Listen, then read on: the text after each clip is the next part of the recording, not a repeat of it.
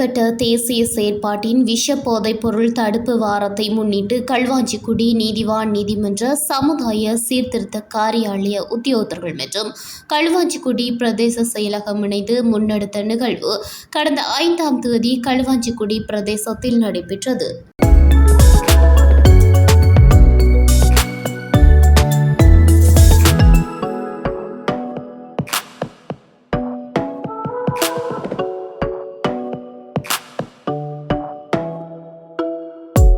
இதன்போது துண்டு பிரசுரங்கள் பொதுமக்களுக்கு வழங்கி வைக்கப்பட்டது.